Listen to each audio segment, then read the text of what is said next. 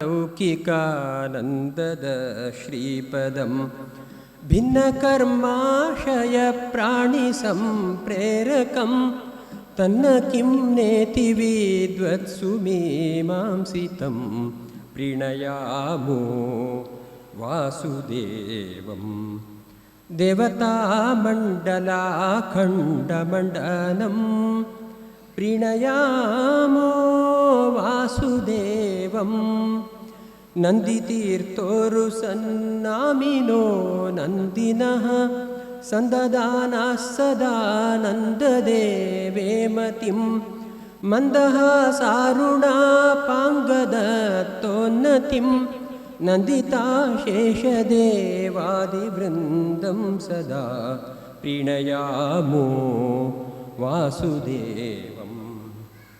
ದೇವತಾಮಂಡಲಾಖಂಡಮಂಡನಂ ಪ್ರಣಯಾಮೋ ವಾಸುದೇವಂ.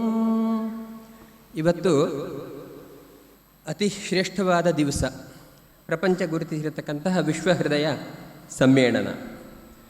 ಅದರ ಅಂಗವಾಗಿ ಋಷಿ ಸಂಸ್ಕೃತಿ ವಿದ್ಯಾ ಕೇಂದ್ರ ಟ್ರಸ್ಟ್ ಮೂಲಕ ಈ ಕಾರ್ಯಕ್ರಮ ಇಲ್ಲಿ ಜರುಗುತ್ತಾ ಇದೆ. ಈಗಾಗಲೇ ಹೇಳಿದ ಹಾಗೆ ಪ್ರತಿ ವರ್ಷವೂ ಕೂಡ ಒಂದೊಂದು ಊರುಗಳಲ್ಲಿ ಅಥವಾ ಕ್ಷೇತ್ರಗಳಲ್ಲಿ ಈ ಕಾರ್ಯಕ್ರಮ ನಡೀತಾ ಇರುವುದು. ಈ ವರ್ಷ ಶ್ರೀ ಕ್ಷೇತ್ರ ಸುಬ್ರಹ್ಮಣ್ಯದಲ್ಲಿ ನಡೀತಾ ಇರುವುದಕ್ಕೆ ನಮಗೆಲ್ಲ ತುಂಬ ಸಂತೋಷ ಆಗಿದೆ. ನಾವು ಇವತ್ತು ಬೆಳಿಗ್ಗೆ 9 ಗಂಟೆಗೆ ಪ್ಯಾಲೇಸ್ ಗ್ರೌಂಡಲ್ಲಿ ಅರಮನೆ ಮೈದಾನದಲ್ಲಿ ಒಂದು ದೊಡ್ಡ ಕಾರ್ಯಕ್ರಮದ ಉದ್ಘಾಟನೆಗೆ ಹೋಗಬೇಕಾಗಿತ್ತು. ಮೊದಲು ಹಾಗೆಯೂ ಹೇಳಿದ್ದೆ. ಆಮೇಲೆ ತುಂಬ ದೊಡ್ಡ ಕಾರ್ಯಕ್ರಮ ಸುಬ್ರಹ್ಮಣ್ಯದಲ್ಲಿ ಆಗ್ತಾ ಇರಬೇಕಾದ್ರೆ ನಾವು ಇಲ್ಲಿ ಇರದೇ ಇದ್ದರೆ ಸರಿ ಹೋಗಲ್ಲ ಅಂತ 4 ಗಂಟೆಗೆ ನಾನು ಅರಮನೆ ಮೈದಾನಕ್ಕೆ ಹೋಗಬೇಕಾಗಿದೆ ಅಂತ ಹೇಳುವ ಕಾರಣಕ್ಕೆ ಒಂದಷ್ಟು ವ್ಯತ್ಯಾಸಗಳು ಇವತ್ತು ನಡೆದಿದ್ದಾವೆ. ಇನ್ನೂ ಸ್ವಾಗತ ಆಗಬೇಕು, ಪ್ರಸ್ತಾವನೆ ಆಗಬೇಕು, ಅದನ್ನೆಲ್ಲ ಸಕ್ರಮ ಮಾಡ್ಕೋಬೇಕು ನೀವೆಲ್ಲ.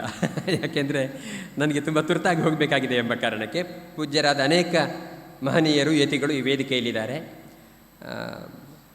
ಸತೀಶ್ ಮತ್ತು ಇನ್ನೊಬ್ಬರು ಟ್ರಸ್ಟಿಗಳು,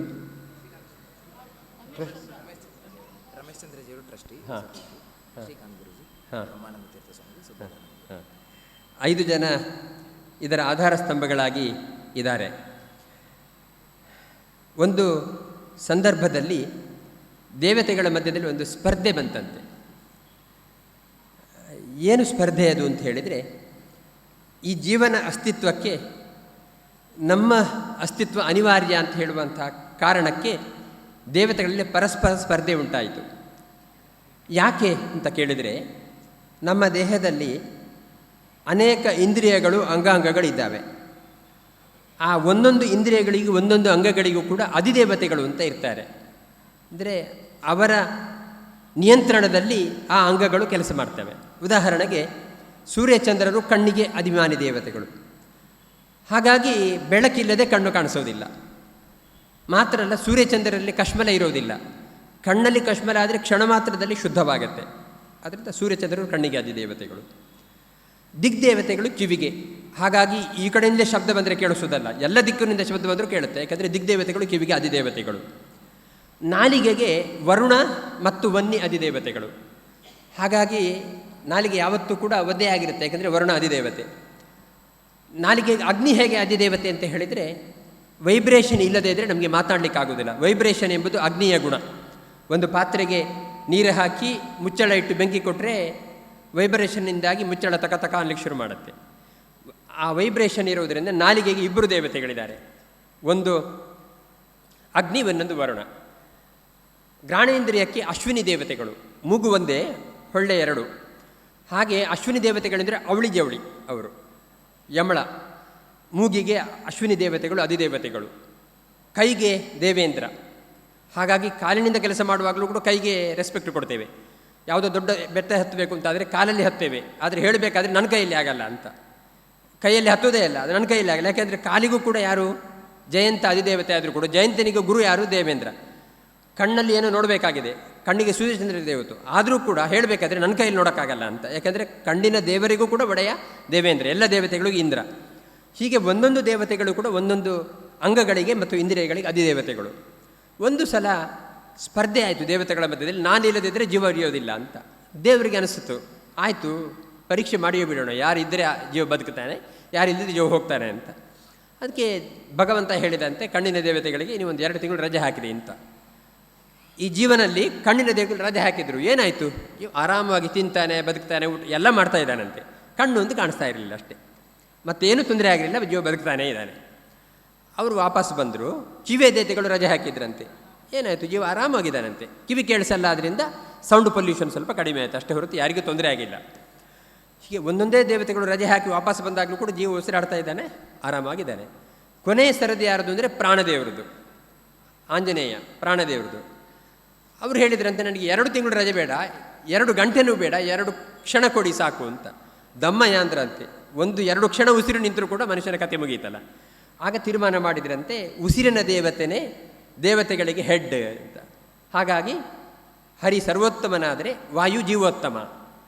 ಪ್ರಾಣದೇವರು ಉಸಿರಿನ ದೇವರಾದ ಆಂಜನೇಯ, ಹನುಮಂತ ಅಥವಾ ಪ್ರಾಣದೇವರು ಅವರು ದೇವತೆಗಳಲ್ಲಿ ಉತ್ತಮ ದೇವತೆ ಅಂತ ತೀರ್ಮಾನ ಮಾಡಿದ್ರಂತೆ.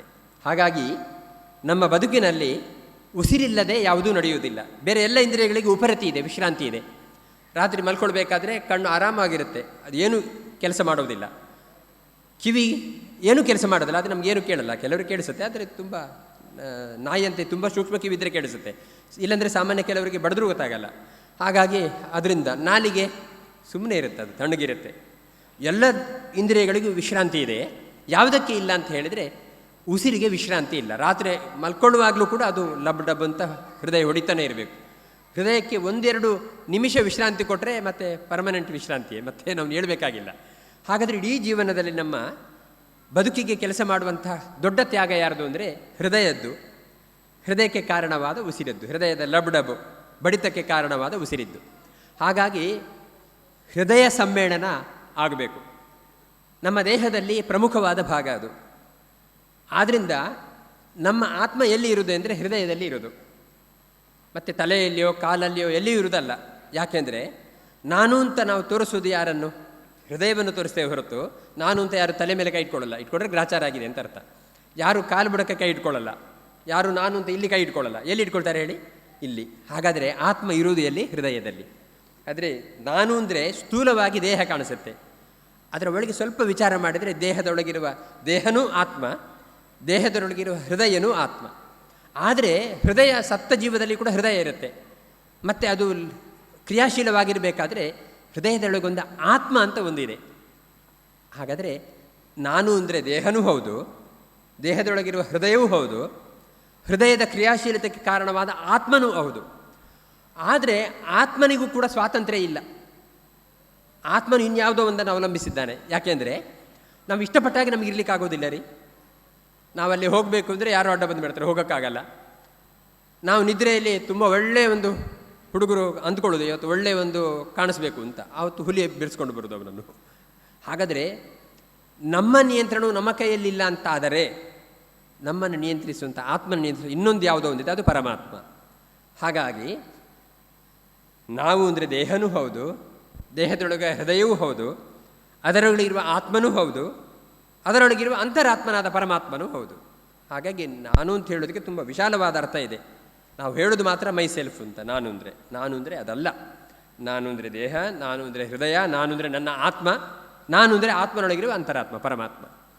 ಹಾಗಾಗಿ ನಾವು ಹೃದಯವಂತರಾಗಿದ್ದೇವೆ ಅಂದರೆ ನಮ್ಮ ಹೃದಯ ಎಲ್ಲರಿಗೂ ಬೇಕಾದಾಗಿ ಬದುಕ್ತಾ ಇದೆ ಅಂತ ಅರ್ಥ. ಸ್ವಾರ್ಥಿಯಾಗದೆ ಸಮಾಜದ ಎಲ್ಲರ ಜೊತೆಗೆ ಚೆನ್ನಾಗಿರ್ತೇವೆ ಅಂತ ಹೇಳುವಂಥ ಭಾವನೆ ಯಾರೆಲ್ಲಾದರಿದ್ದರೆ ಅವರು ಹೃದಯವಂತರು ಅಂತ ಅರ್ಥ. ಹಾಗಾಗಿ ವಿಶ್ವ ಹೃದಯ ಸಮ್ಮೇಳನ ಅಂದರೆ ಏನರ್ಥ ಅಂದರೆ ಸಮಾನ ಹೃದಯವಂತರಾದ ಮಂದಿ ತಾವು ಸೇರಿಕೊಂಡು ಸಮಾಜಕ್ಕೆ ಹಿತವನ್ನು ಬಯಸಬೇಕಾದ್ದು ಮುಖ್ಯ ಉದ್ದೇಶ ಆಗಿರಬೇಕು. ಜೀವನದಲ್ಲಿ 2 ಧ್ಯೇಯಗಳಿರಬೇಕಂತೆ ನಮಗೆ. ಹಿಂದೂ ಧರ್ಮದಲ್ಲಿ ಒಂದು ಚಿಹ್ನೆ ಇದೆ, ಅದಕ್ಕೆ ಸ್ವಸ್ತಿ ಅಂತ ಹೆಸರು. ಆ ಸ್ವಸ್ತಿ ಚಿಹ್ನೆಯಲ್ಲಿ 2 ರೇಖೆ ಇದೆ, ಒಂದು ವೆರಿಟಿಕಲ್ ಆಗಿದೆ, ಇನ್ನೊಂದು ಹೊರಿಜಾಂಟಲ್. 2 ರೇಖೆ ಇದೆ.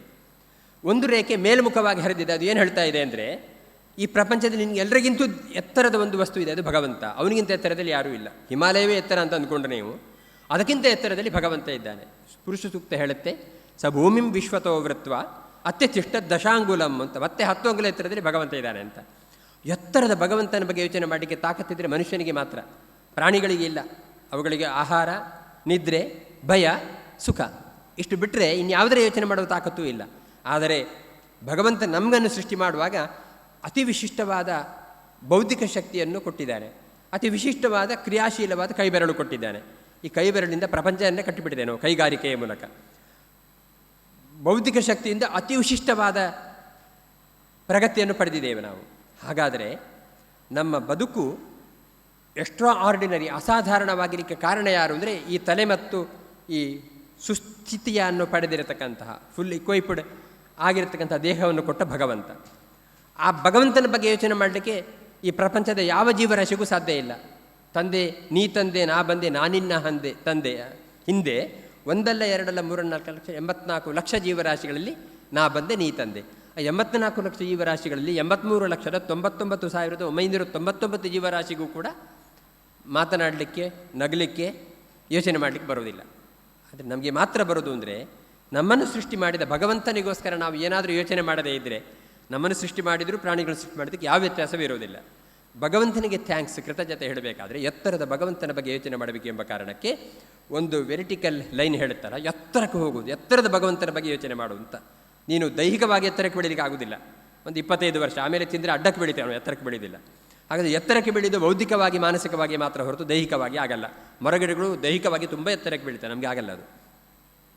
ಇನ್ನೊಂದು ಅಡ್ಡಕ್ಕೆ ಹರಿದ ರೇಖೆ ಇದೆ ಸ್ವಸ್ತಿ ಚಿಹ್ನೆಯಲ್ಲಿ.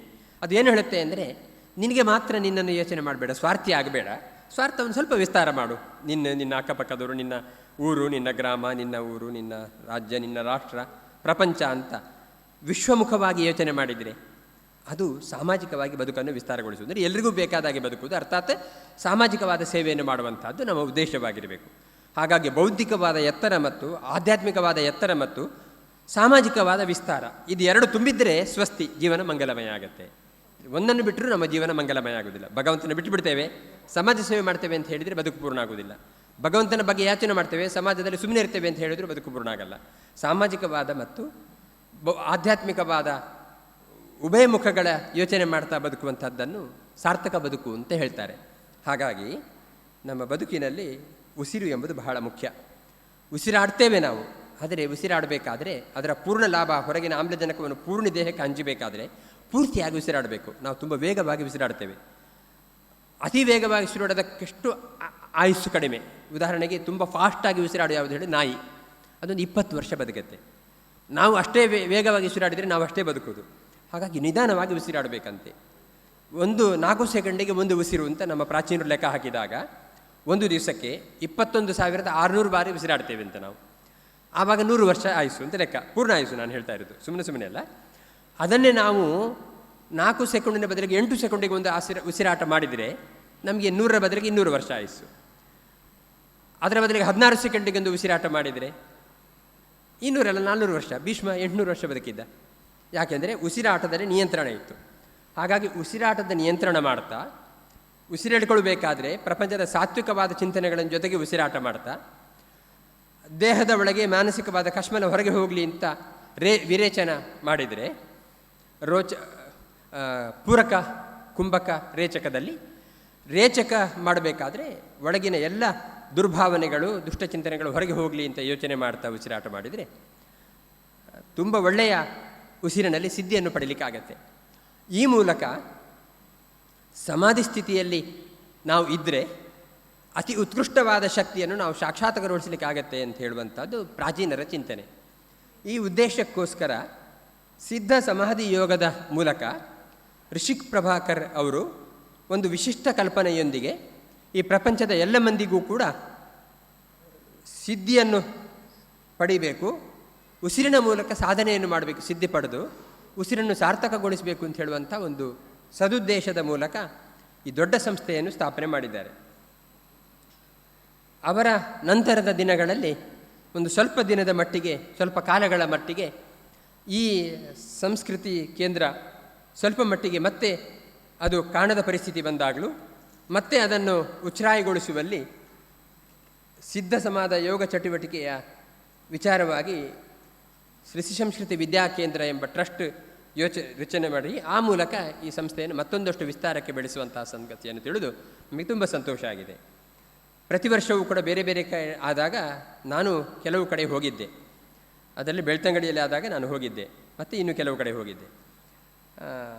ಇವತ್ತು ನಮ್ಮ ಕ್ಷೇತ್ರದಲ್ಲಿ ಆಗ್ತಾ ಇರೋದು ನಮಗೆ ತುಂಬ ಸಂತೋಷ. ಈ ಕಾರ್ಯಕ್ರಮವನ್ನು ಉದ್ಘಾಟನೆ ಮಾಡಲಿಕ್ಕೆ ತುಂಬ ಸಂತೋಷ ಆಯಿತು. ಈ ವೇದಿಕೆಯಲ್ಲಿ ನನ್ನ ಜೊತೆಗೆ 3 ಜನ ಶ್ರೀಗಳು ಪಾಲು ಪಡೆದಿದ್ದಾರೆ. ಸದ್ಗುರು ಶ್ರೀ ಸದುಪಾಸಿ ದಿವ್ಯಾಶ್ರಮದ ಶ್ರೀಗಳು, ಪರಮಪೂಜ್ಯ ಶ್ರೀ ಶ್ರೀ ಸುಬೋಧಾನಂದ ಸ್ವಾಮೀಜಿಯವರು ಮತ್ತು ಪೂಜ್ಯ ಶ್ರೀ ಶ್ರೀಕಾಂತ ಗುರೂಜಿಯವರು. ಹೀಗೆ ಇದ್ದಾರೆ. ಈ ವೇದಿಕೆಯಲ್ಲಿ ಟ್ರಸ್ಟಿಗಳು ಅಲ್ಲದೇ ಇದರ ಕಾರ್ಯಕರ್ತರು, ಈ ಸಂಸ್ಥೆಯಲ್ಲಿ ಪಾಲುದಾರರಾದವರು ಎಲ್ಲರೂ ನೀವಿದ್ದೀರಿ. ನಿಮ್ಮ ಸಹಯೋಗದಲ್ಲಿ ಈ ಕಾರ್ಯಕ್ರಮ ಇವತ್ತು ಮತ್ತು ನಾಳೆ ಮತ್ತು ನಾಡಿದ್ದು 3 ದಿವಸ ನಡೀಲಿಕ್ಕಿದೆ. ನೀವೆಲ್ಲ ಈ ಕಾರ್ಯಕ್ರಮದಲ್ಲಿ ಭಾಗಿಗಳಾಗಿ ಕಾರ್ಯಕ್ರಮವನ್ನು ಯಶಸ್ಸುಗೊಳಿಸಬೇಕು ಮತ್ತು ಇದರ ಉದ್ದೇಶವನ್ನು ಪರಿಪೂರ್ಣವಾಗಿ ಪಾಲಿಸಿಕೊಂಡು ಸಾರ್ಥಕಗೊಳಿಸಬೇಕು ಅಂತ ಹೇಳ್ತಾ ಕಾರ್ಯಕ್ರಮದ ಉದ್ಘಾಟನೆಯಲ್ಲಿ ಭಾಗಿಯಾಗಲಿಕ್ಕೆ ಸಂತೋಷ ಆಯಿತು. ಇನ್ನು ಮುಂದೆ ಪ್ರಸ್ತಾವನೆ, ಸ್ವಾಗತ ಎಲ್ಲ ನಡೀಲಿಕ್ಕಿದೆ. ನನಗೆ ತುಂಬ ತುರ್ತಾಗಿ ಬೆಂಗಳೂರಿಗೆ ಹೋಗಬೇಕಾಗಿರೋದ್ರಿಂದ ನಾನು ಈ ಸಭೆಯ ವೇದಿಕೆಯ ಮಧ್ಯದಲ್ಲಿ ಹೊರಡ್ತಾ ಇದ್ದೇನೆ. ನಮ್ಮ ಆರಾಧ್ಯ ಮೂರ್ತಿ ಲಕ್ಷ್ಮೀ ನರಸಿಂಹ ಮತ್ತು ನಮ್ಮ ಕ್ಷೇತ್ರಾಧೀಶನಾದ ಸುಬ್ರಹ್ಮಣ್ಯನ ಪೂರ್ಣ ಅನುಗ್ರಹ ನಿಮಗೆಲ್ಲ ಇರಲಿ ಅಂತ ಹೇಳ್ತಾ ನಮ್ಮ ಮಾತನ್ನು ಮುಗಿಸ್ತೇವೆ. ಶ್ರೀಕೃಷ್ಣಾರ್ಪಣ ಮಸ್ತು.